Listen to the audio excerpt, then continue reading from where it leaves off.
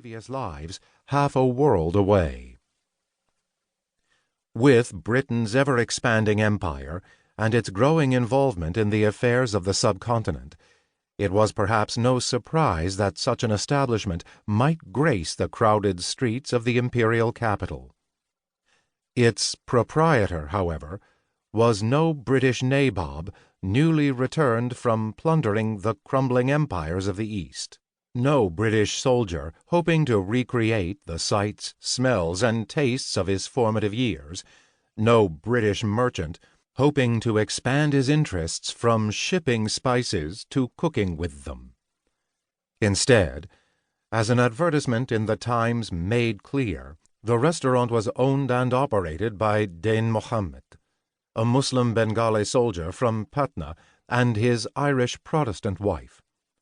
The more literary among the advertisement's readers may well have recognized the proprietor's name. Nearly 2 decades earlier, the very same Dain Mohammed had been involved in another first, becoming the first Indian to publish in English when his travels were released in 1793. How did Mohammed come to find himself opening England's first curry house, publishing the first English-language book by an Indian, and marrying the daughter of an Irish Protestant?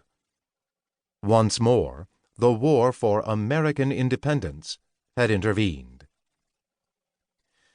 Nearly 2 centuries later, on a cold January day in 1988, 2 men stood in solemn ceremony over a grave in the churchyard of St. John's Church in Eltham, in southeast London. One of the men standing before the headstone was the parish priest, whose predecessor had conducted the burial service nearly 200 years before. The other had come much farther to stand in the winter chill contemplating events now centuries old.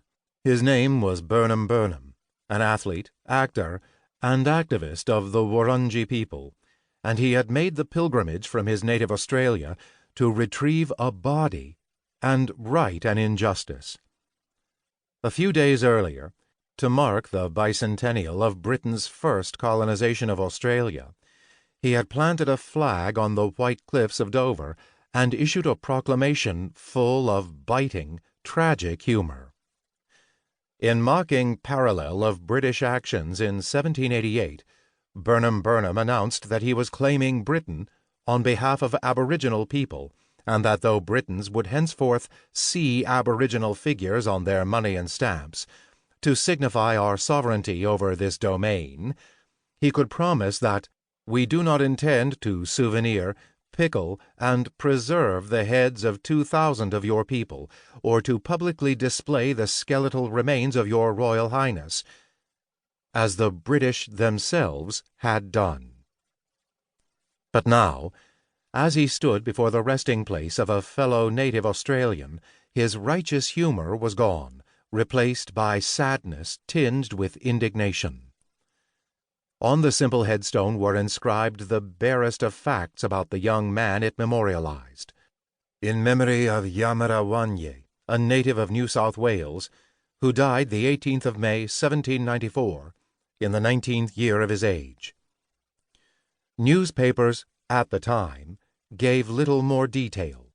The Morning Post reported that one of the 2 natives of Botany Bay who came over with Governor Phillip is dead. His companion pines much for his loss. It was Burnham, and many of his countrymen hoped that 200 years after the British first began their penal colony at Botany Bay, the body of Yamrawani might at last be returned to his native shores.